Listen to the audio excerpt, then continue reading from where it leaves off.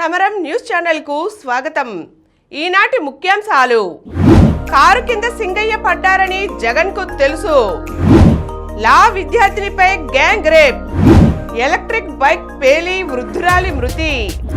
శ్రీశైలంలోకి భారీ వరద। నేరేడు పళ్ళతో అమ్మాయిలకు ఆరోగ్యం। ఈ రోజు వార్తలను చూద్దాం। కారు కింద సింగయ్య పడ్డారని జగన్ కు తెలుసు। వైసీపీ సానుభూతిపరుడు సింగయ్య తాము ప్రయాణించే వాహనం కింద పడ్డారని తెలిసి కూడా వైసీపీ అధినేత జగన్మోహన్ రెడ్డి ఆ పార్టీ నేతలు ర్యాలీని ముందుకు కొనసాగించారని అడ్వకేట్ జనరల్ దొమ్మలపాటి శ్రీనివాస్ శుక్రవారం హైకోర్టుకు నివేదించారు। కనీసం అంబులెన్స్ను కూడా పిలవలేదని, పోలీసులకు సైతం సమాచారం ఇవ్వలేదని అన్నారు। ఇలాంటి ఉపశమన చర్యలు తీసుకోకుండా సింగయ్యను రోడ్డు పక్కన వదిలేశారన్నారు। ఈ అంశాలను పరిశీలిస్తే డ్రైవర్ దూకుడుగా నిర్లక్ష్యంగా ముందుకు వెళ్లేందుకు కారులో ఉన్న పిటిషనర్లు సహకరించారని అర్థమవుతుందని అన్నారు। వారు ప్రేరేపించడం, ప్రోత్సహించడం వల్లే డ్రైవర్ ఇలా వ్యవహరించారా అనేది దర్యాప్తులో తేలవలసిన అంశం। కాన్వాయ్లోని మరొక వాహనం ఢీకొని సింగయ్య మరణించినట్లు మొదటి రోజు చిత్రీకరించారు। ఘటన జరిగిన తర్వాత దాన్ని కప్పిపుచ్చేందుకు తప్పుడు సమాచారాన్ని వ్యాప్తి చేశారు। అందుకు తగిన ఆధారాలు ఉన్నాయి। ఘటన జరిగిన రోజు ఎస్పీ ఒక ప్రకటన చేశారని, ఆ తర్వాత దర్యాప్తులో తేలిన వివరాలన్నీ అవాస్తవమని, రాజకీయ దురుద్దేశంతో కేసు నమోదు చేశారని పిటిషనర్లు వాదించడం సరికాదు।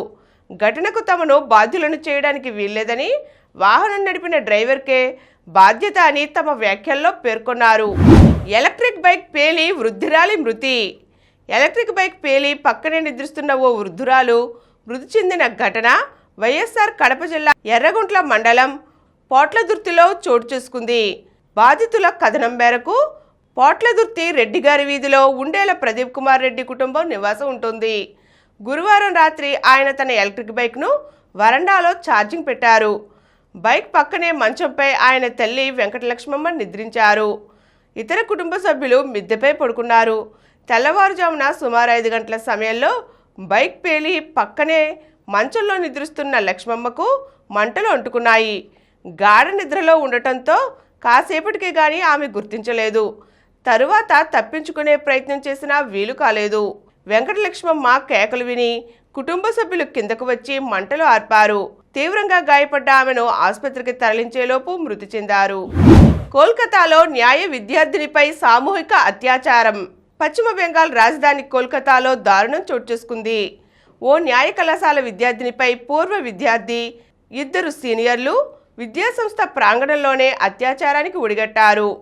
విద్యార్థినిపై సామూహిక అత్యాచారం జరిగినట్టు వైద్య పరీక్షల్లో రూఢి అయిన సంగతిని సీనియర్ పోలీస్ అధికారి ఒకరు తెలిపారు। ప్రధాన నిందితుడు మోనోజిత్ మిశ్రా టీఎంసీ నేతలతో సన్నిహిత సంబంధాలు ఉన్నట్లు తెలుస్తోంది। దీంతో ఈ ఘటనపై ప్రతిపక్ష పార్టీలు బగ్గుమన్నాయి। కస్బా ప్రాంతంలోని సౌత్ కోల్కతా లా కళాశాలలో ఈ నెల 25న రాత్రి బాధితురాలిపై అత్యాచారం జరిగింది। 3 నిందితులను అరెస్ట్ చేసిన పోలీసులు శుక్రవారం కోర్టులో వారిని హాజరుపరిచారు। శ్రీశైలంలోకి భారీ వరద। శ్రీశైలం జలాశయానికి భారీగా వరద వచ్చి చేరుతోంది। ఎగువన మహారాష్ట్ర, కర్ణాటకల్లో కురుస్తున్న వర్షాలకు పరవళ్లు తొక్కుతూ ఆల్మట్టి, జూరాల జలాశయాలు దాటి శ్రీశైలంలోకి వస్తోంది। శుక్రవారం రాత్రి 10 గంటల సమయంలో జలాశయానికి జూరాల నుంచి 1,13,362 క్యూసెక్కుల ఇన్ఫ్లో కొనసాగింది। గరిష్ట నీటి మట్టం 685 అడుగులు, పూర్తిస్థాయి నీటి సామర్థ్యం 215.80 టీఎంసీలు కాగా ప్రస్తుతం 866.10 అడుగుల వద్ద 126.34 టీఎంసీల వరద చేరింది। నేరేడుతో అమ్మాయిలకు ఎంతో ఆరోగ్యం। నిగనిగలాడే నేరేడును చూస్తే తినకుండా ఉండలేం। పులుపు, వగరు, తీపి కలగలిపిన రుచిలో ఉండేవి మహిళల ఆరోగ్యానికి ఎంతో మేలు చేస్తాయి। మహిళల్లో కనిపించే రక్తహీనతను నేరేడు దూరం చేస్తుంది। అలానే హార్మోన్ల అసమతుల్యతను తగ్గిస్తుంది। దీంతో పీసీఓఎస్, పీసీఓడి సమస్యలు తగ్గుతాయి। ముఖ్యంగా వాటి హెచ్చుతగ్గులను సమం చేస్తుంది। మెనోపాజ్ తరువాత స్త్రీలలో ఎముక బలం తగ్గే అవకాశం ఉంటుంది। నేరేడుని తీసుకుంటే ఇందులో కాల్షియం, ఫాస్ఫరస్ ఎముకల్ని ఆరోగ్యంగా ఉంచుతాయి। నేరేడు గర్భధారణకు సిద్ధమవుతున్న మహిళల్లో పునరుత్పత్తి సామర్థ్యాన్ని పెంచుతుంది, శరీరాన్ని డీటాక్స్ చేస్తుంది.